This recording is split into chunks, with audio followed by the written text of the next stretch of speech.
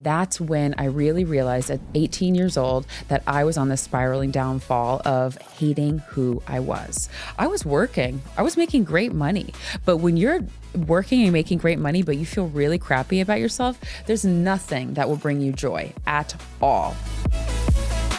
Hello, everyone. Welcome back to On Purpose, the #1 health podcast in the world. Thank you so much for being a member of this community. Thank you for committing to self, work, love, and life every single week. And you know, I have this commitment to all of you. You take time out of your day, whether you're walking your dog, whether you're on the way to the gym or at the gym, whether you're at the work or you're commuting back home, you commit to taking your time for being here. And I commit to you to bringing guests who can truly transform the way you live, work, and think. And today's guest is absolutely incredible. She's someone who's become a recent friend. I'm excited to get to know her more and more every time we're together. And she's someone who's not going to disappoint. She doesn't really need an introduction, but I'm going to give her one anyway because she liked the words that I had on my sheet. But her name is Ashley Graham. She's an incredible supermodel. She's breaking barriers through body activism, and she's a style icon and designer. And she's the host of an incredible show on Ellen Digital Network called Fearless. Ashley, thank you so much for doing this. Hi, Jay. Hey. So happy to be here. I'm so grateful to have you here. Thank you for having me. Yeah. Hi, everybody. I love it. And I'm so glad because we literally met, I think like a month ago. Yes, at the Ellen DeGeneres kind of launch. They have their, what is it called? The upfronts? Upfronts, that's it. Upfronts in New York. Yes. And you're launching season 2 of Fearless. And I was already a fan of Jay Shetty. I was already following you. It was already the thing. And you weren't following me yet. That's okay. That's not But true. we're friends now. No, I'm just kidding. But it was so nice. And then we had a nice, really great lunch. And here we are. We did. And I actually didn't know this, but I told her that day when we met, I was like, Ashley, I've been stalking you for a long time, actually, because I saw you speak at the Forbes 30 Under 30 event in Israel. In Israel. Yeah, exactly. So I'd seen you from then. And then we bumped into each other at UPW in LA. Yep. And then we met here. And actually, this is what really impressed me about Ashley. She was attending the Met for like the 25th time or whatever it is. Third, right? but so she was attending the 25th, Met. third. Who's and everyone that week was telling me how busy they were with the Met and getting ready. Then Ashley's like, do you want to do lunch one day before the Met, like before a fitting? And I was just like, here's such an awesome human who has time to have lunch. And I don't mean know, that. Jay. I really think that people just want to be like, they want to get their relaxation in before the Met because it's such a crazy day and evening. Sure. But I always have time for lunch. Yeah. Always. Well, thank you. And you looked amazing at the Met. Thank you. Loved It was your so much outfit. fun. Dapper Yeah? Dan really did a great job. Yeah, it was incredible. It was amazing. Well, I loved it. Today, I'm excited to dive into your journey, your story. I can't wait for my audience to learn more about you and fall more in love with you as well. Aw. So really excited to do that. And I want to start where it all began for you and being spotted at a mall. I know. It's so weird. I think, so that's really where I was discovered as a model. But if you take it back and you go back to like how I was raised, I'm from Texas, Atlanta, Arkansas, New Hampshire, and Nebraska. My dad was a business consultant, so we moved around a lot. And every time he got a better job is when we were moving. And from there, I mean, my mom, she was raised as a farmer in a farmer family, and my dad was low class, working class kind of family. So when they raised me and my sisters, it was really about like being humble, working hard, and when you start something, you finish it. So when I was in the mall and this scout came up to me and said, "Hey, do you want to be a model?" It was another opportunity that my mom and dad saw as something like, oh, maybe she'll like this thing. Because I didn't love basketball. I didn't love soccer, volleyball, because my mom and dad also played a lot of sports. They just kept putting me into sports. I also was not artistic at all. Like these are just, it's like I wasn't good at anything. And then modeling came about and they were like, let's try it. And next thing you know, it just kind of all stuck with me. And I went through what someone might call like a modeling school, but it was kind of like this expo where they put you in front of many different agencies and you kind of have to prance around and like, I don't know, show your stuff. And an agency liked me and signed me.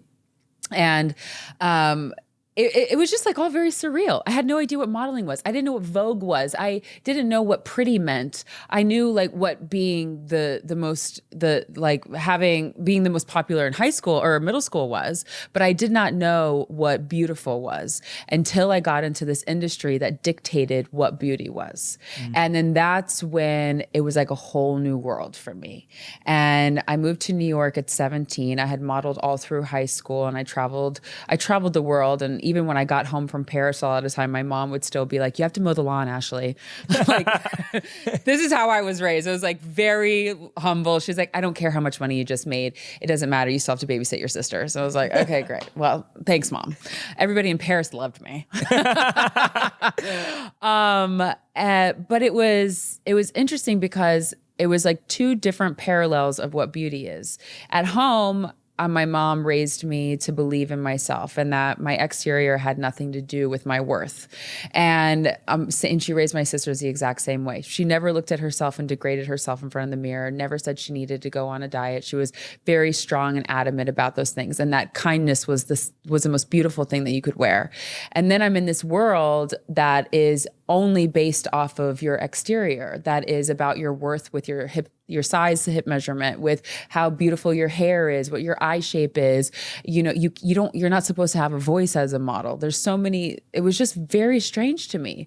So I knew who I was from my mother and my father growing up, but then I had to conform to an industry that I wanted to fit into. And, the reason I think I wanted to fit into it because it was a whole new world. It was like tasting a new piece of candy. It was people offered, obscene amounts of money. They offered you to feel like you were in. They offered you the opportunity to be cool. And those are things that I had never felt afforded. And now it's like, oh, do I want those things? What do I have to do to get in? And you start to see yourself kind of make changes in your own belief system to fit into an idea or an ideal that was set that doesn't need to be. And that's exactly what happened. It was just kind of this like messy spiral downfall where I had to catch myself really quick before I fell into it. That's so powerful though, that you had this incredible upbringing. Like, Thank God I did. Yeah, like your relationship with your mother and just how she spoke to you about beauty and your family. And I think that that's so unique and rare today as well, because I know a lot of people who'd actually say, because of the way I was raised, that's where a lot of my insecurities come from. I know, because as opposed to their strengths. I talk to a lot of moms and I always tell them, like, how are you speaking about yourself in front of your kids? Oh, wow. Because that's how your kid is going to actually think of themselves, because they know they're a product of you. Yes. Whether they're adopted or whether they are actually physically yours, there is no way that they're going to look at themselves any differently.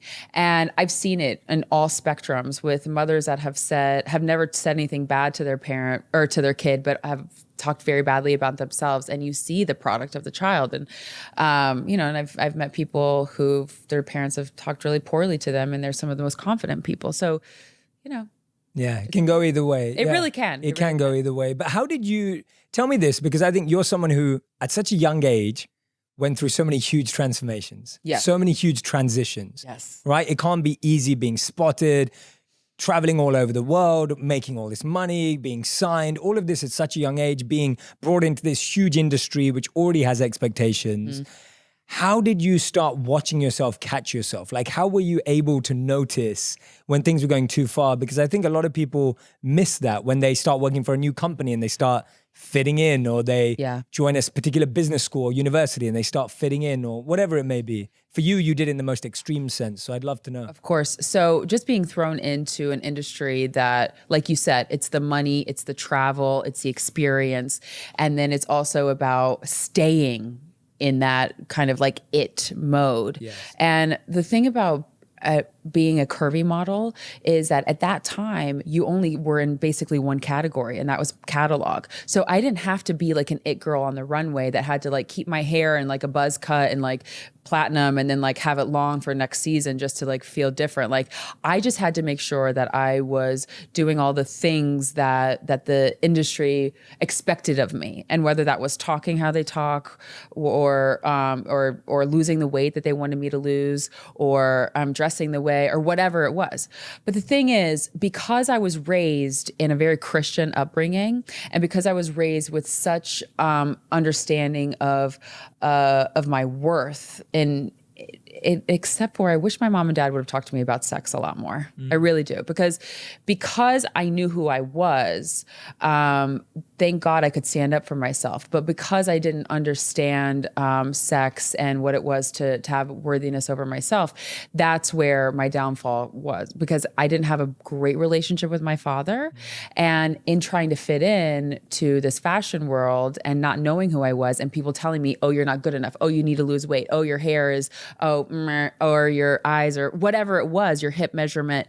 It was like, oh, then I needed to go find my worth. And then I would go find my worth in food. I would find my worth in men. I would find my worth in gossip. And that's when I really realized at 18 years old that I was on this spiraling downfall of hating who I was. I was working. I was making great money. But when you're working and making great money, but you feel really crappy about yourself, there's nothing that will bring you joy at all. So I called my mom. And I was like, Mom, I'm not doing this anymore. I don't want to be a model. I want to leave New York City. This is just something that has gotten to me. And she told me, and I swear to God, my mother is so prophetic. She said, Ashley, your body is going to change someone's life, and you have to finish what you started. And I was like, I have no idea what you're saying, lady, but I'm going to listen, because we're supposed to listen to our mommies and daddies. And she said, I'm going to come up to New York and I'm going to spend some time with you, because I was really just going through a hard time. And she told me, she's like, okay, you have to start going back to church. I was like, what? I don't want to go to church, Mom. But when you're raised in that atmosphere, and then your mom is like, okay, this was her rule. Like I only had to go to 5 churches and one time, and just to feel it out. And the first church I walked into, I saw 3 people that I had known from my church in Texas that I had gone to. And it was like this, it was like a sign. It was like, wow, I see family in this church. So I started going to this church, and I finally found like a community. And it was like outside of the modeling industry. It's like I had my whole life wrapped up into these people who didn't know me, who didn't want me, because I wasn't fitting into an ideal. So then I started making friends outside of it all. And it's like I went back to my roots. I went back to who am I? And thank God I did, because it took me out of that nasty feeling of not feeling worthy. I stopped having sex. I was completely celibate after that. I started actually doing affirmations, and it was something that my mom talked to me about when I had no idea what they were. But she said, because we are Christian, and we really believe that words have power.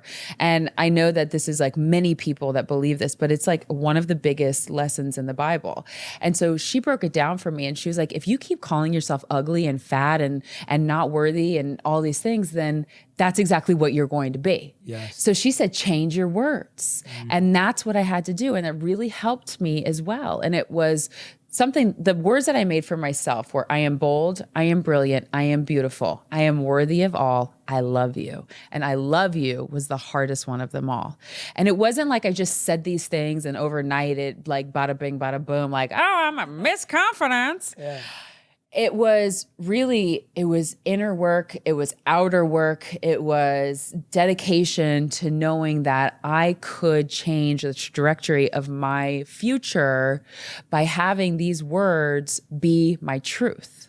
And having these words be my truth has now enabled me to tell my full story and have other people's stories come out and talk to them about what affirmations are and how your words are really killing you. So thank God for Mom. Yes. She really pulled me out of a lot. Yeah. It was really great. That's beautiful. What an incredible relationship to have. That's awesome. And I thank you for sharing so openly as well, because I think so many of us start to validate ourselves through a partner, right? Through men or women, through food. We start to validate ourselves through all these different ways, and we don't even know we're doing it. And so to hear you say, I'm sure a lot of people listening and watching right now are going to be like, God, I've done that too. Yeah. And I was sharing just literally, you've hit it for me 2 weeks ago when I was doing Red Table Talk with Jada, I talked about that, how I would find my validation in how I treated women.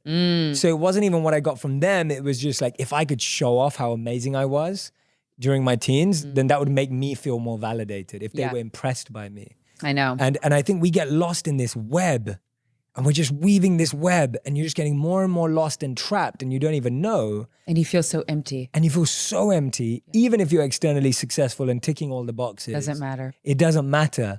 And the fact that you broke through it, because I do feel that, and I said this to you when we met, you've literally shifted an industry. Like you have changed the industry from the way I view it and from the way I experience it and from the way so many other people experience it now. And Thank you. And I mean that. And the fact that you've been able to go from a place where actually all of these things were forced upon you to you now having a really powerful voice, right? Being able to share all these messages around it. I think that that's a transformation I'd love for you to walk us through. Yeah. Because I think that's the story of everyone. Like your story is the story of everyone, maybe not as extreme, right? But everyone who feels like, yeah, you're not good enough. You're not going to be able to do that. That's not possible. Or it doesn't work like that, right? And then being able to break that. And I love the affirmation point you made. So let's start with that journey of transformation. I want to hear about how you did the work, because I know you have. Oh my God. And it's like, how do you get to the point of looking in the mirror and saying, I love you, and meaning it? Yeah. Because I agree, I love affirmations too, but you have to feel. You have to know. Yeah. You have to know it in yourself, right? And it's one of those. It's really a lot of inner work. And for me, understanding that quiet time in the morning and meditation and prayer is like so. It is the thing that will get me through the day. I will wake up, I will feel terrible. I'll feel my mind will be foggy or whatever. But that quiet time in the morning, whatever you choose to do with it, that is your time. And it is so precious to me. So that has been something that has been a staple for me. The affirmations, I mean, I say them in the car before I walked up here. I was like, I am bold, I am brilliant, I am beautiful, I am worthy, and Jay and I are gonna have a great conversation. You know, it's like one of those, it's just in me now, so I don't have to recite it constantly. But everybody's affirmations are different. Just to wrap up the affirmations, but everybody's are different. And once you make yours and you say it, write it on your mirror, write it on a paper, like actually physically write it, type it out if you love to type, like whatever those things are for you, so that you can embody it. And they can change over time too, which I think is very important. So as you were saying, like that I have your words that I've changed an industry, it's hard to go back and be like, when did it all begin? Yeah, I can imagine. Because for me, I was just this like girl from Nebraska working my butt off, just trying to like, sustain a $4,000 rental in financial district. And I'm like, this is what people pay? Like, this is insane. I'm living in 800 square feet. This is not okay. This is why I moved to Brooklyn. Smart. Right. Yeah. But it was always such a heavy workload. And I always felt like I was swimming upstream. And even as my worth developed, and even as my understanding of who I was, and that my worth wasn't wrapped up in men, my worth wasn't wrapped up in food, it wasn't wrapped up in my career, I still struggled and wanted something more in my career. And I wanted to be able to make change in a different way. And I think that where a lot of it began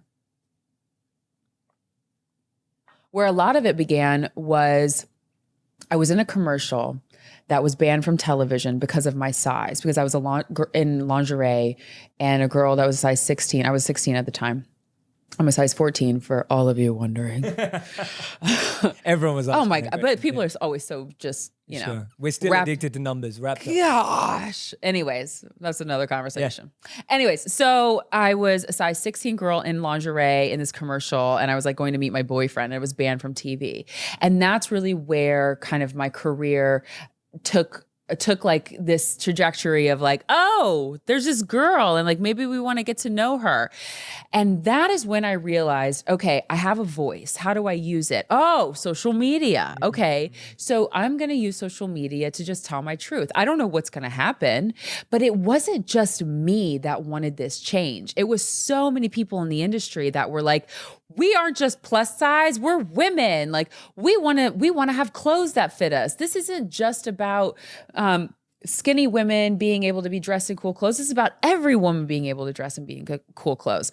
So I really used social media as a stepping stone in order to just have a voice. But I didn't know that that was going to be my biggest stepping stone. Yes. So I remember just like posting photos of myself in swimsuits or lingerie and not retouching the cellulite out. Shocking. And getting all kinds of women just saying like, how brave of you, or how courageous that you would actually do something like that. I would never, or like, thank you for giving me the confidence to be able to do that. And I thought, okay, well, this is good. This is a thing. Yeah, this is real. Yeah, people care. Exactly. And then I realized that there was a hole in the market for lingerie, and that people were looking at me as a lingerie girl. They didn't know my name, but they knew that I was a lingerie girl because of this commercial that was banned. So I was like, well, great. I'm going to make lingerie for all of you then. Wow. And because I could take a step back and look at where there was holes and where I could fill it at the time, because at the time I was 23 years old, because I started also lingerie line because I had been in the same position on the couch when my husband left for the house in the morning and he came back that same night. And I was like, literally just still watching Real Housewives. And he's like, is this what you want with your life? Yeah. And I was like, what do you mean? He said, do you really just want to be stuck in this kind of career, in this job, and doing this same thing? And I thought, I don't want that. What can I do? And that's when I went and took a step back and made a vision board about who I want to be, what do I want? And that's when the idea of the lingerie line came around. And it's funny because people who have changed industries and people who have made such impacts in the world, I don't know that they've actually set out to do it. I think it just happens. And I've just taken every little gap that I've seen in my industry, and I've tried to fill it. Because if I'm filling it with my voice, then I know that I'm filling it with a voice that is like so many other people who just want to be included, who want to have inclusivity, who don't want to be called different because we are the norm. And it's just a conversation that I've had to keep having, but it's incredible the strides that have happened along with it. Absolutely. For everyone who's listening and watching right now, Ashley is gracefully sharing her story, and she didn't even point this out, but it's like you literally took your commercial getting banned from being on TV and turned that into something incredible, which I love. Thank you. Because it's so easy for any of us to hit any roadblock, hit any barrier, hit a rejection, hit a no. For most of us, like, if our book doesn't get picked up, or if your TV commercial gets banned, or if your movie never made it out of script, or whatever it is, or it didn't make it out of a pilot phase, a lot of us would be like, oh my God, my life's falling apart. Like, I'm not going to make it, or I didn't get into the college I wanted, or I didn't get the promotion I wanted. But you went and took that same thing, and that actually led to the birth of your lingerie line. Yes. Which is just phenomenal. Like, I love that. It's just an example of how any situation can be the biggest blessing in the world. Yeah. Right? I think of no's as maybes, and I turn my maybes into yeses. Right. And I know that not just one person is going to give me an answer. So there wasn't a door that I didn't knock on. Yeah. And I thank my parents all the time for instilling that hardworking ethic in me, because it doesn't matter what you're doing in your career. You understand this. I understand this. You have to work your butt off. And you have to work your butt off even harder when you get to the top, because then you want to stay there. Yep. Absolutely, 100%. So you think you're working hard now? Yeah. It's true. It's true. So I don't know. I just think that was a very pivotal moment, and then it all just kind of started spiraling into these great opportunities, and also just being able. I did a TED Talk, which was like also very scary for me. Very scary, but it enabled me to have a voice. And so many models were silenced. We were just told that, you're a pretty face, be quiet. And that's crazy. It is crazy. It blows my mind. I know, because we're people. Like, we have many opinions. We have many things that we're passionate about, and we want to change the world. And I actually, in my book, I wrote a chapter about when models talk. And it's interesting because I had started this group called Zelda, and it was me and 4 other curvy girls who had been switching agencies. And we did it together because we knew if we went to a really big agency that did not have any curve models, we could really change the industry. Wow. And we made these business proposals, and we talked about how much money we each made and how much money that the whole curve industry is making and what the trajectory of the industry is. And we took it as like this business opportunity to really to tell the industry who we were, not just as the 5 of us, but like who we are as curvy women. Yeah. And they listened, and sure enough, 6 years later, here we are. And Oh my God, I didn't know that part. I love that. I'm so glad you're sharing You that. can't do it alone. There's nothing you can do that is only going to be you. There's teams that are behind people. There is mountains that you have to climb over to get to these places, and you need people along the way to help you. And I always thank those girls, and we stay really close. But yeah. Yeah, no, I love that you brought up that point. I was sharing the other day that I feel like so many of us, when you're starting in a space, you look at everyone else as your competitor. Right. And you're like, okay, who's winning in this space? What's my competitor analysis? Yes. Right, like, oh, she's number 1, I'm number 10, or whatever it is. Yes. So actually what you've just shown is this beautiful example of collaboration, right? Collaborators and seeing everyone. And I remember when I first started making content, for me, it was the same. I was looking at every content creator as someone I could potentially collaborate with. Mm-hmm. And I would literally write to everyone and just be like, hey, I really believe that we need to share these messages. Why can't we support and share with each other? Mm-hmm. And a few years later, I've seen the growth of all these incredible other platforms. Mm-hmm. And we all work together in the same way. So I love hearing that because I think so often we feel alone and we choose a lonely path when we don't need to. Mm-hmm. Right? Mm-hmm. No, it's so true. And especially in the fashion industry, everything is a competition. Yes. And it's about the Instagram followers, who's got covers, who's in the campaigns, who's on the runways. And it was really groundbreaking for people to see us all band together. And even the agencies were shook by it. They were like, oh, you told each other how much you make? Like, how dare you? Exactly. But we had to, because we wanted to make sure that we were making the right decision. Yeah. Oh, go on. No, it's okay. It's okay. But I was going to bring up another great story in that even though I did that, I still had to learn another lesson a couple years later, where actually it was a year prior. My bad. I'm getting my timeline all mixed up. But there was a cover that I was up for, and it was Italian Vogue. And Italian Vogue in the fashion industry is like being on the cover of Forbes in this side of the world. Okay. And it is like, oh, the creme de la creme. And I was on hold to be on this job. And the night before, I get the call and they're like, you didn't get confirmed, but 3 other brunettes did. And I was shook. And I thought, okay, there's day 2. And they told me that maybe I'll get into day 2. The next night they called me. They were like, Ashley, sorry, you didn't get it. And I honestly went and ate a bowl of pasta because like that was like my method of just like coping and healing. And I said to my agent, I said, is this going to ruin my career? These 3 brunettes, like they're going to take over and they're going to take every job that I've ever worked so hard to get. And he said, don't worry about it. Like, you're my moneymaker. You're my star. Nothing will happen to you. Sure enough, when this cover came out, it was like, boom, I stopped working. And these other girls just started getting more and more jobs and more fame, like whatever that was for them. And I was so pissed. I was pissed. I was angry. I was jealous. There were so many emotions that were going on in my mind. And there was nothing that I felt like I couldn't have done to get on that cover, but except for just be pissed at that point. And I had this probably 3-day conversation with myself about what would it have meant to me to be on that cover. And I talked to myself through what the success of my feelings would have been, all of the highs, what jobs I would have gotten, all of that stuff. And I said, but it didn't happen. It wasn't yours. And the moment that I could say that to myself and realize that that wasn't mine, and I forgave myself for getting so angry, it was like poof, it was out of my mind, and I could just share it with other people. And it was more of like a funny thing and a life lesson in some senses.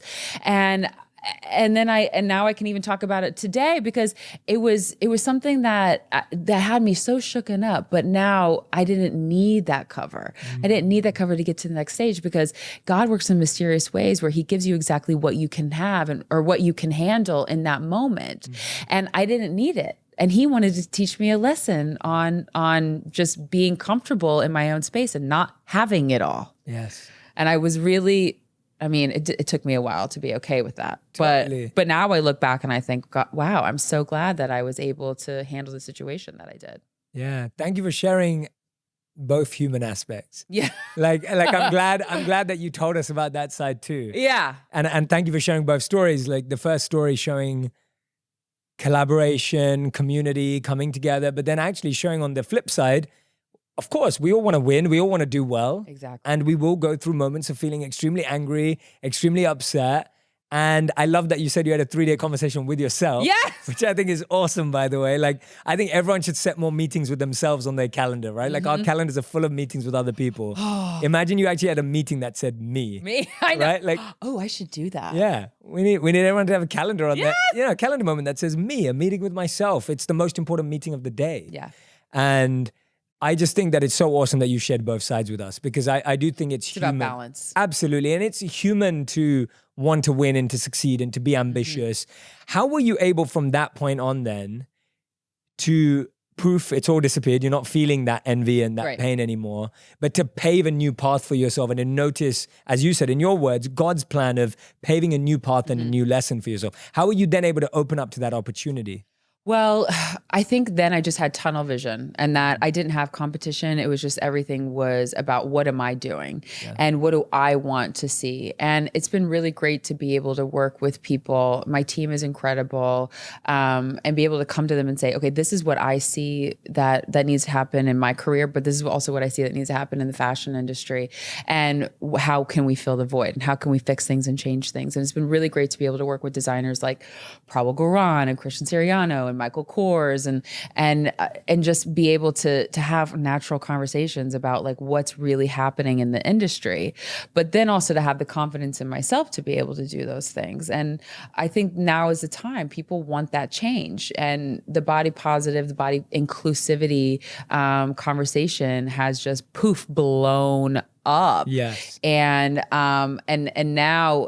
now more than ever, we're seeing women and men, honestly, which has been really cool, of all shapes, sizes, ages, colors. I mean, name the gamut. It's like inclusivity is like really where it's at. Yes. But staying true to who you are is easy when you know who you are. And I think that I'm 31 and through my 20s, I had to really get to know myself. And I had a lot of like what felt like maybe a carpal tunnel because I was just writing a lot about journaling, about who I wanted to be, what my goals were and all these different things. And when I look back at those journals, I laugh because I feel like I was so immature. Like I really like wanted such little things. Oh, wow. So bad. So, yeah. Like I really, like I look and I think, wow, I was so close-minded, but I'm so glad that I have that proof to myself how much I've grown. And it's nice to look at the fashion industry and say like, wow, things are really moving. And then be able to look back at the journals and be like, wow, I mean, it's just incredible to see like the maturity of like everything all at once. I think that just really knowing who you are and getting to know yourself is really key in whatever industry that you're in and whatever mountain you're trying to move. Yeah, absolutely. So well said. So well said. And I think one of the things that you're really raising that's important to me here is this principle of we think we have the grandest and biggest plans for ourselves. And then the universe, God, whatever you want to call it, comes and gives you something way bigger. Way bigger. And you just had to stay on that path. And every delay really has a blessing. Yep. But you've just got to be able to wait and be patient and consistently keep pushing and working. And I think so many people just get off the path before you're actually revealed that, hey, wait a minute, like your ideas were good, but they were much smaller and there's better things in store. You have to believe in yourself. Yeah, you have to believe it. No, I love that. And you're so right. If you don't know who you are, you can't keep hold of that. And you've had your fair share of the negative comments too. Like when you posted your when you started to post more transparent, authentic images of yourself. And I love how you have this thing called teachable moment for your haters. And I want you to tell our audience about it, because I think so many of us, like, you don't have to be a supermodel or an influencer or a creator to be worried about trolls and negative comments. Everyone gets them. Yeah. Whether you get 1 or you get 1,000 or you get 100,000, yeah. we all get them. So tell us about this teachable moments. I love it. So for me, I think the natural human reaction would be like just to have anger back, and what good would that do? No. It's not going to do anything for me or for the person receiving it. So I always like to think of it as like you said, like you quoted me already, a teachable moment, because not everybody understands where you're coming from. Not everybody understands why you're posting a photo that you are or whatever. So if somebody wants to write something very ignorant like "stop making fat look cool, you're going to kill somebody," then I can write a message back saying that, well, first of all, fat is necessary for a body, like in order to live. And thirdly, I'm not making fat also can be cool. And if you want to call me fat, great. I'm not offended by that word. And just having this like conversation and like break down what that person actually said, because a lot of times that person behind the keyboard is already so broken. We know this. Yeah. But I also like to have these teachable moments like that for the younger generation that's watching, because I want them to know you can stand up for yourself and you can do it in a polite way. Yes. You don't have to say, something negative and ugly back. You can say, "Oh, thank you so much for, identifying the fact that my cellulite is out today. Thank you so much." And it's just like, who cares? Yeah. But that's also, in this generation of Instagram, I'm so glad I wasn't raised in so young in that world, because there's so much wrapped up in a double tap. There's so much wrapped up in a comment. There's so much wrapped up in the followers. And I don't care how many likes I get. Like, that to me doesn't ever bother me. I just always want to make sure that I'm replying to some of my DMs and my comments to make people know that, like, hey, I see you. Yes. Like, that's all that matters. And if they see that I have, quote, clapped back in a teachable way, then so be it, because I think that that's how we should be clapping back. Yeah, absolutely. And I think you do that in an awesome way. Tell me how. Wait, what are negative comments that you get? Negative comments? Yeah, because you're not showing your cellulite. Okay, no. I'll tell you one of the first ones I got, which I'll never forget because it was genius. I thought it was hilarious. So it said, like, "I bet he has a wind-blowing machine for his hair to fly like that in the videos." Oh my God. So like someone literally accused me of like, and I was like, wow, that's such a good idea. But I was just outside. That was like one of the first videos I made.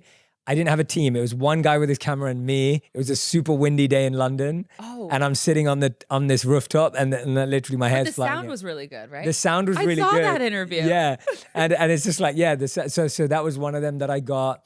I think, so that's something common I get, is something based on, again, it's always physical. A lot of it's physical. Exactly. And I'm like, okay, I can laugh at that. That's funny. That's cool. And then often I'll get things like, "Oh, well, it's easy to say." And then again, that's a teachable moment too. And I'm like, yes, I know it's easy to say. I get it that you're really going through it. But this is at least opening the conversation. Like, how much can I share with you in a 3 to 4 minute video? Exactly. I'm trying my best here. And that's why this podcast, conversations like this, are beautiful opportunities where we're really diving into so many of these themes in depth. Yes. With someone like yourself who's going through it in an extreme way. Yes. And so for me, the 3 to 4 minute videos have been windows for people to come into a bigger, deeper conversation. And so I'm open about the fact that I can't answer everyone's problems in 4 minutes. And I'm not trying to either. Right. I'm just trying to start a conversation. And that's what my videos were about. It's how do we start a conversation about these themes? I believed, when I started making content, I believed that people are having these conversations offline in their personal circles or on their own, but no one was having them online. Right. And so I was like, how can we urge and encourage more people to feel comfortable and confident to have them? Yeah. So yeah, I get those. So hey haters. Hey haters. Yeah, hey haters. Teachable moments. I love it. But one of the things I really want to ask you this, and this is something I ask a lot of people whose industry or career is based on an external accolade or award. In your case, for example, getting a magazine cover, like you said, Italian Vogue. Getting a magazine cover is a big deal, right? For a model, it's huge. I mean, that's kind of proving like progress in one sense. How have you stayed in love with the process and motivated every day rather than waiting for that release of a cover to validate how you feel about your career and yourself. Because I think everyone today has this, balance between like process and result. And I'm asking that to a lot of people at the moment. I just think yours would be an incredible answer to have, because your career is based around an external validation in one sense. So the question is about like, how do I, oh wait, what were you going to say? Yeah, no, I can explain it but you can repeat it. No, but it's about like the process of getting to that cover and Like, then getting it or not. When I meet you, and of course I'm meeting you at a time when you have made shifts, you are very successful, etc. But still, I see you as someone who's happy. I see you as someone who's content. I see you as someone who's excited and bubbly. And, I see all these good qualities in you. And I'm guessing that you don't live for the cover. I'm guessing that you love life every day. Right. I'm assuming that. Right. And if that's true, then it's like, how have you fallen in love with the process of getting to the cover and not living for the cover? I see. Does that make sense? 100%. 100%. So if you for me, I can't wrap myself up of my worth in my work. Because if you wrap yourself up in your worth of anything, you're going to completely fail at it. And that's like wrapping yourself up in a relationship or, literally anything. So I have made this conscious decision to be 100% comfortable and confident in who I am as Ashley, and not have the world tell me who I am, but know who I am because of how I know God made me, because I know what comes out of my mouth, because I know what I look at, because I know what I do on a daily basis, what the tangible things that I am able to do. And there are so many covers that have not come. There are so many jobs that I wish have and would and will that have not. But I'm not wrapped up in that, because I know what I'm doing is making a change in the world that I'm living in today.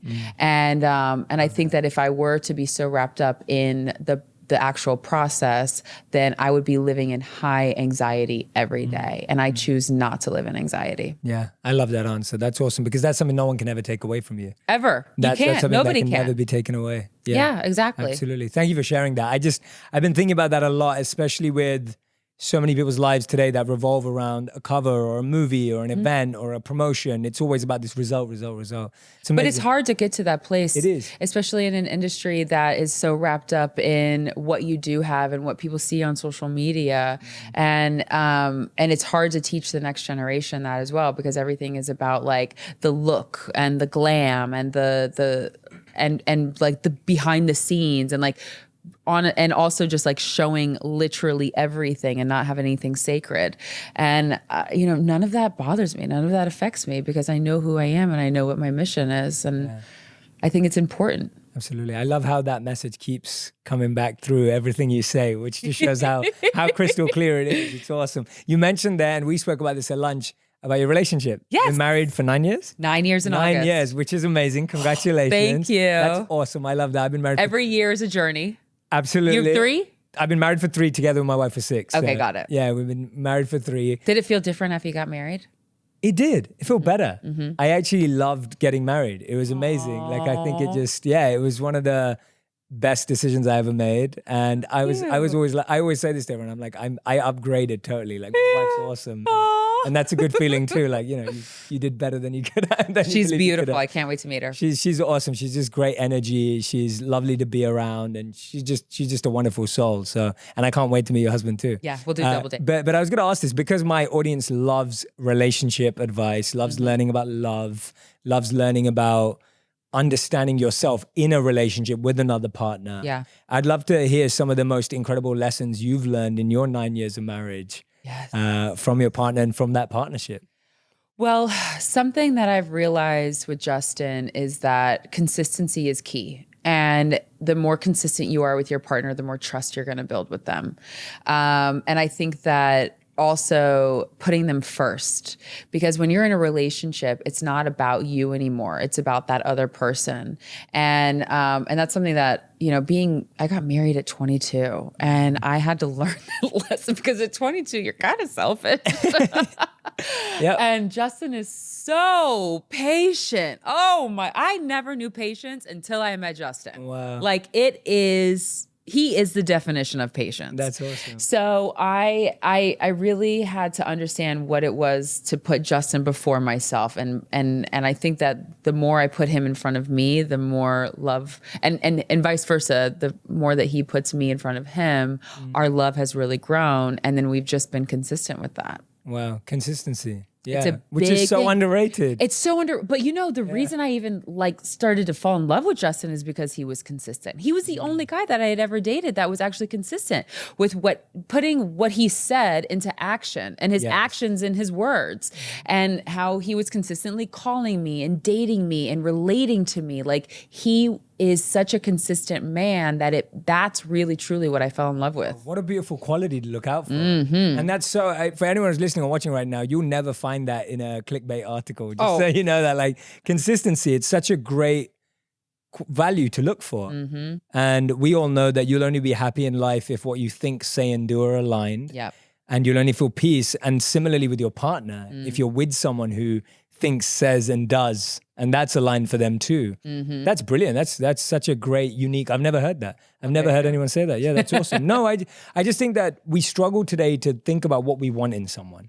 Again, like what you said, if you don't know who you are, similarly what we want is based on the movies we watch. What we want is based on the music videos. What we want is based on what our parents had or didn't have. Right. So many of our Filling that beliefs around relationships Totally. are filling that void. I wrote down a list of things that I wanted in a man. And I was like, and it was like my top 10. I wrote it down. I folded it up, put it in a box, and then like poof, a year later I got it. No way. It's so weird. Write it down. It's a real thing. Okay. But I didn't write down consistency. He just came with that. Oh, okay. Oh, wow. That was just a bonus. And then did you take this to all your dates? And were you like under the table? Like, Can you imagine? Like, no, thank God. My mom, when she was dating, she definitely had this guy share his list with her. And he had a list. He had a list. The woman he was looking He had a list, and he crossed out long hair and put loyal instead. Oh. That's awesome. I love how they're in the same category as well. It's like long hair and loyal. That is brilliant. I picked out 2 of the most asked questions about relationships this year on the internet from Google. So I want to ask them to you. All right. So they are, the first one is, what does a healthy relationship look like? That's one of the most Googled things about relationships. That's so funny. Was healthy really? Just your opinion. I think it's a good question, because I think a lot of people want to be in healthy relationships, and for me, I think that when you and your partner are making each other better, you know that song, "You Make Me Better." Yeah. Like, that's real, because if you're making Fabulous, Neo. There we go. Hey, Let's put early the background. 2000s. Yeah. We're the same age, so yeah. But I think that when you're making each other better and you can put each other first, and then at the end of it, you can both adore each other, like, that to me is a perfect relationship, because you've, in a sense, got it all. Yeah. I love that. Great answer. And we'll play that song some more as well. Yes. You make me better. Yeah. And you got to grind a little bit, like, grind on your partner.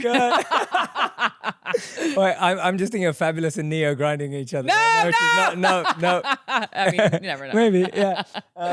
Sorry, Fabulous and Neo. I don't know either of you, but we're not putting that on you. The second most Googled question was, how can you build trust in a relationship? Consistency. Okay, yeah. Oh my gosh. I mean, I think trust in a relationship is something that that is built over time, but that, you know, you talked about how, like, your actions, your words, and what was it? Your thoughts all have to line up. But what I've always understood is that if your actions will always speak louder than your words.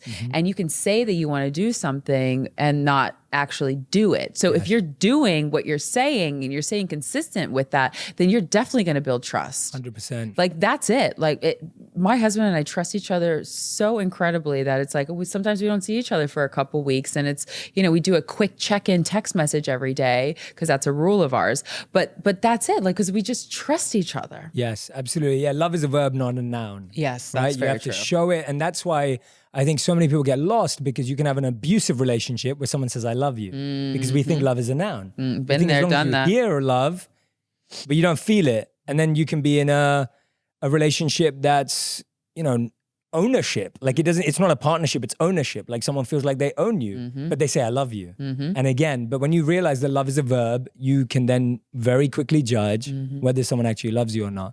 And love is a verb, y'all. yes, love is a verb, not a noun. It's so easy to get lost in just hearing the right stuff. And if we've never heard it before, it sounds intoxicating, right? It's amazing. It's such a wonderful feeling to hear that you're loved, even if you're not feeling it.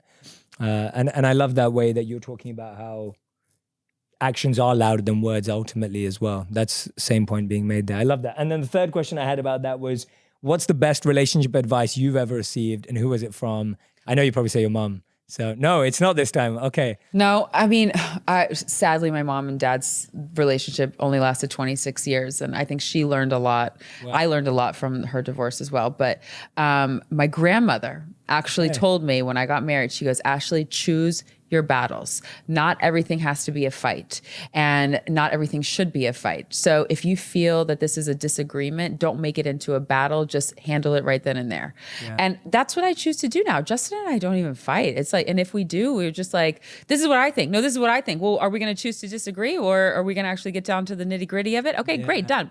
And we don't go to bed mad at each other. Yes. Have you ever gone to bed mad at your wife? No. That's good. One of our rules too. Yes, it is like the biggest mistake of your life if you do, because you sleep terribly. You wake up in the morning, you're just like pissed off at everything. And then you have to, it takes all day to fix it because you've slept on it all night. Don't go to bed mad at each other, people. Yeah, no, it's great advice. It really and I love that you said this.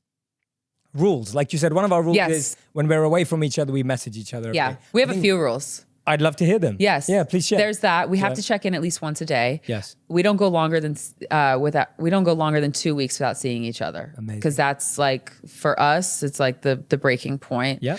And we always respect each other, even in a fight. If there's a fight that breaks out, it doesn't matter. We have to respect each other. I love that. Yeah. Don't feel like you have to hurry up. It's fine. No. I'm just watching the time. I need to be careful. You're like, yeah. But no, I think that's an awesome answer.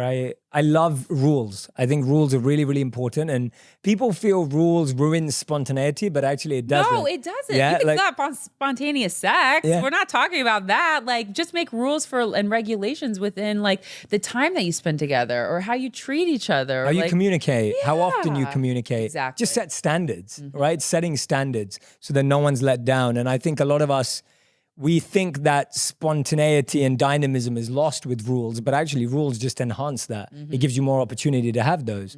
And I've definitely seen that in so many relationships that don't have rules, that actually just start losing standards, and then people end up settling or lowering their standards, and then it's lost. Yeah, don't lower your standards. Yeah, don't lower your standards. It's not worth it. No, definitely. It's so easy to settle in relationships. It is. It's really, really easy. Been there, done that. Yeah, yeah. And we lower our standards when we're lonely as well. Yeah. Like I see that a lot today, that I see friends who see all their friends are in a relationship, and then you want a relationship because your friends are in one. And so loneliness becomes your metric of why you want someone in your life. Then you're just like a serial dater. Yeah. Or serial sleeper around her. Exactly. And what you said about arguments is so important. There's this incredible study by John Gottman. And John Gottman and his wife, I don't know how long they've been married, but they're very, very, very old.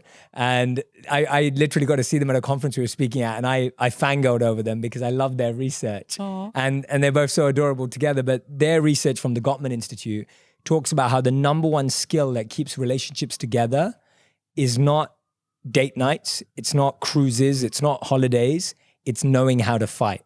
Oh, wow. Like that's the number one skill that keeps a relationship together long term. So what you just said there, it's like knowing how to fight. And I know we talk a lot about the love languages, but something I've been playing around with a lot recently is the 5 fight languages. Like what are they? What are the 5 fight languages? So we all fight differently. Like, so there are some of us in a fight situation who go quiet, and we just need to retreat, and we need to hide away, and we need to process our thoughts. Then there's another language where it's like, I need to talk this out right now. Like, this is it. Like, we need to have this conversation. Which one are you out of those two so far? Or you're not? I'm like both. So okay, you're both. Really depending on what it is. And then a third fight language is the language of, I need to consult someone. Oh, so people are like, I don't like to bring other people into my drama. Neither do I. No. But you hear it often where people are like, oh, I need to talk to this, or I need to talk to that. Another fight language is the language of instant blame. Like you just start blaming that person straight away. Like you don't want to take any responsibility for it. And of course Sounds very juvenile. Yes, very. But it happens. I know. I'm sure you've experienced it or seen it. Look, I've around. done it. I'm Yeah, not going to sit here exactly. and lie to you. Yeah. But like, geez. Yeah. Hearing you say it, that's like an actual trait. I'm like, I don't do that. Yeah. We treat it. And this is why I tell people whenever you have an emotion, voice note it Right. and play it back to yourself. Isn't that and you good? realize how silly it sounds. If you're Right. complaining about your partner or an argument or anything, voice note, record it and play it back to yourself. Interesting. And you'll hear your voice and then it'll sound like someone else is saying it to you and you'll be like, oh, because what we do is we take our emotions really seriously. Right. But when a friend's saying something, we're like, oh, come on, get over it. Right. And so when you hear your voice as if it's a friend sharing it with you, you can kind of go. The other thing that I just, Brene Brown was talking about is like, what's the story you're telling in your head?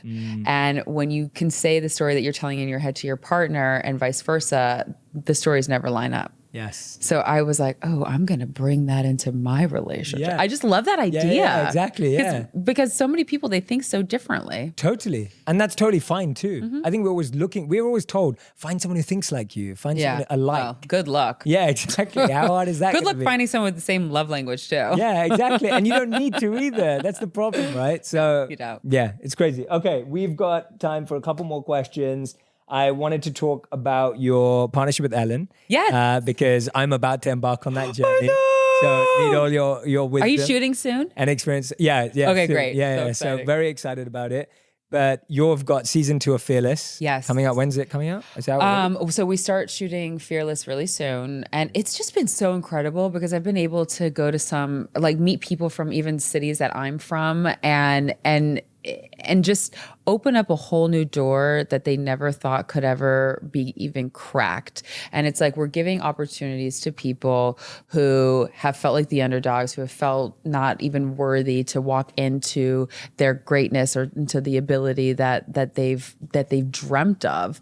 And being able to work with Ellen and her team has been this like incredibly eye-opening experience that I've absolutely loved. And just seeing people's lives change right before your eyes is also just, You've got people in tears. Like it's literally like every episode. It's like, yeah, it's a sound. It's like, So it's been absolutely amazing. Yeah. I've had so much fun. You're going to have great. It's been beautiful to watch too. I feel like the emotion that's captured in season 1 is just unbelievable. Yeah. Like you're seeing people literally like break down, having fall to their knees or just fall in people's arms. And Ricky, who transitioned, that was this like incredible moment. He had never met a trans person before in his life.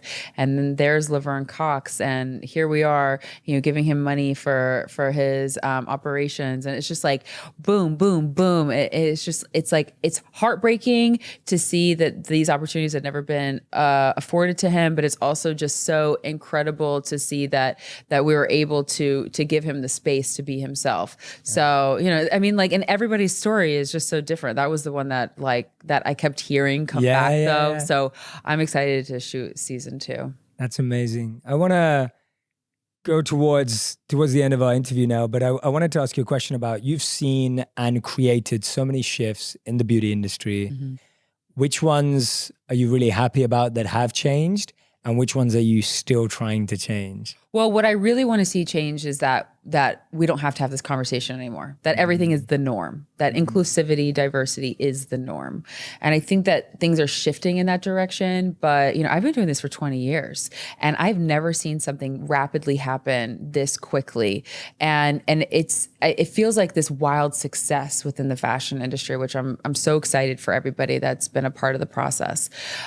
So I think that we need to see more curves on the runway. I think that designers, once they start understanding that not every model or person or a customer is not going to fit into this ideal size or ideal beauty or whatever, then more designers are going to be like, oh, okay, well, I don't have to just keep putting the same type of person on the runway. Yeah. I don't have to just keep putting the same type of person in a campaign. So I think that that's what I'm most excited to see is like, hopefully in the next 5 years, we see even more of a change. And, you've seen the industry change. There's a model, her name is Paloma Essler, and she's she's been doing incredible editorials that women that look like us, that have our bodies, have never been afforded before. And there's so many designers, like the ones that I had said before, Christian, Prabal, Michael, that are just giving so many opportunities for curvy women to be able to dress themselves in cool, comfortable clothes. And so yes, there's a long way to go, but we have come so far, which is also so great. Yeah. And I love that you've been such a huge part of that. Thank you. And to be able to sit here and have this conversation with you, I think we should celebrate that, because it's going to take, I hope that this interview is going to inspire more people in whatever space you're in, whatever industry you're in, big or small. It doesn't matter about the scale, but it's about starting to have a voice, starting to make that shift, starting to stand up for what you believe in, stand up, what's important. Use your voice. Yeah. And that's in any industry. Absolutely. Awesome. So we end every interview with a final 5, which is a rapid fire, quick fire round. We do it in Pretty Big Deal too. You do. Answers are only 1 word or 1 sentence maximum. Oh God. Okay. Yeah. So are you ready? Yes. Do you want to wait? Do you want to talk about anything else that we haven't talked about? Exciting You things? want to talk about Pretty Big Deal? Yeah, let's talk about Pretty Big Deal, because I know we're going to do it when you relaunch. But you're let's come talk on about Pretty it. Big Deal. Yeah, exactly. So Wait, that's the trade, right? Yeah. No, yeah. That's why we're doing this, right? We're only doing this because she's having me on.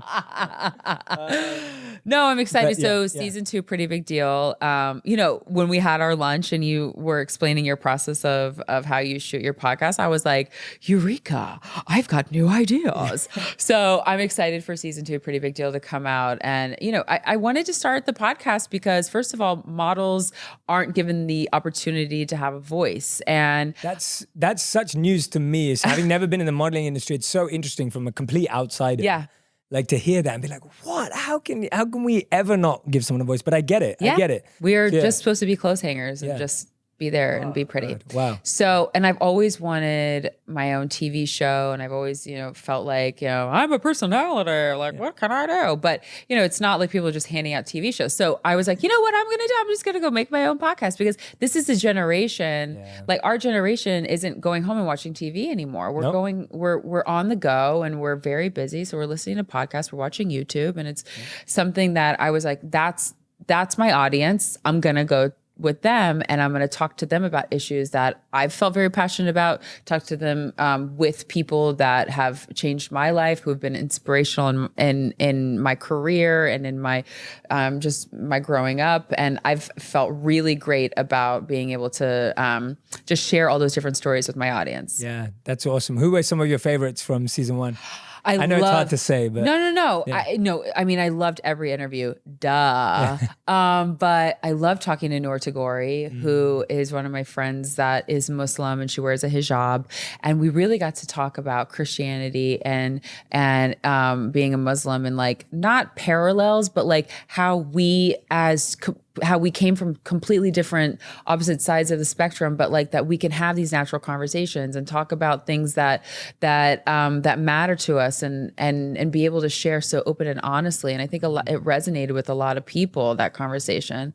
I love talking to Lily Sang and Lindsey Vonn and Amy Schumer. I mean, just to name a few. Yeah. Amazing. And they're such awesome, and they're all, that's the beautiful thing that I love, that everyone you've interviewed are doing such awesome, purposeful work. Yes. Everyone on the podcast at Pretty Big Deal is doing something meaningful in their industry and trying to create shifts and ripples, which is incredible. And that to me is most important. And I always love to celebrate other women. Yeah. And I love the name too. Thank you. Justin came up with the name. Ah. Yeah, he said, well, you've always been called pretty for a big girl, and you're my pretty big deal. So why don't you just say pretty big deal? I love it. It's such a great name. There you go. On top of being consistent and everything else. I know. He's coming up with names. Sounds like the dream man. Yeah, he really does. He really does. I can't wait to meet him. But no, awesome. Thank you so much. Thank you for being here. We're going to go to the final 5. Okay. Here we go. Question 1. What is something people would be surprised to find out that you do every day? Every day? Oh gosh. I don't know. Every day? Or anything. Okay. Yeah. Something that I love to do is aerial yoga. You hang with the rope. Yeah, with the I didn't know ribbons. that. Oh. Yeah, I love it. Oh, wow. Okay. Love it. When did you start doing that? Oh, probably a couple of years ago. Oh, cool. Yeah, I've never tried it. It like releases your back. It opens your sciatic. It's like, wow. it's really strengthening for your upper body. It looks really hard to do. It's so hard, but Okay, it's so much fun. Yes. For a second, I was like, "Are you going to say no? It's so easy." And I was No, like, it's not easy. It looks really hard. Please. That's why I've I'm like, avoided it. Climbing up the ropes. Awesome. Second question: what's the first thing you do when you wake up? Definitely press the snooze button. I like Interesting. no shame in my game. I don't care. Like, but I love to wake up early because I'm all about having those moments to myself. So yeah, I'll press snooze. Fine. Maybe twice, but that's okay because that's something that I just know about 4 a.m. right? Like yeah. 4 a.m. Question number 3: if I stole your phone, whose phone number would I want to steal the most? Oh, well, do you have Ellen DeGeneres' number? I do. Oh, you do? I love it. I do. Go on. Oh, God. I don't know. Who knows? I think my contacts are pretty boring. Probably Justin. Yeah. You know what? We'll do it. Yeah, I like Justin. Okay, number 4. What do you consider your greatest accomplishment? Oh, man. I always am so humbled when people come up to me and say, like, you gave me the opportunity to tell my story, to speak my truth, to get into a swimming suit for the first time. It was just like those stories that they say because I told my story. I'm like, are you serious? Like, it still shocks me to my core that's something that has changed someone else's life. And to me, greatest accomplishment. It doesn't matter what covers, doesn't matter what anything else, no awards, nothing. Like, it is those people. I love it. And 5th and final question: what's your favorite prayer, meditation, mantra that you repeat every day to yourself? So I don't do mantras or like I have my affirmations, but for me, what I do is I have music, worship music. Oh, wonderful. And I sing a lot of like old gospel songs, or I love Fred Hammond, and I'll sing out loud to myself, with myself, and I'll praise God all morning. And it makes me just so happy. Yeah. So that's something that I like to do. That's awesome. Thank you, Ashley. Thanks, How Jay. amazing was that? Everyone who's been listening or watching, I feel that Ashley shared so many incredible insights today. Make sure that you screenshot them, type them in, share them on Instagram, Twitter, Facebook, YouTube. Tag both of us because we'd love to see what you've learned and gained and grown from in this episode. There were countless messages that I was taking mental notes of. And I really, really hope that you find them as well. Make sure you go and follow Ashley across social media. It's Ashley Graham on absolutely every platform that you can possibly find. That's right. Make sure you look out for Fearless and season 2 of Pretty Big Deal as well. And Ashley, again, thank you so much for doing this. I'm so happy and grateful and excited for my audience to hear this. Really excited. Thank you, Jay. I can't wait for you to come on Pretty Big Deal. Yeah, I'm really looking forward to it. Thank you. Yeah, thank you. If you want even more videos just like this one, make sure you subscribe and click on the boxes over here. I'm also excited to let you know that you can now get my book, Think Like a Monk, from thinklikeamonkbook.com. Check below in the description to make sure you order today.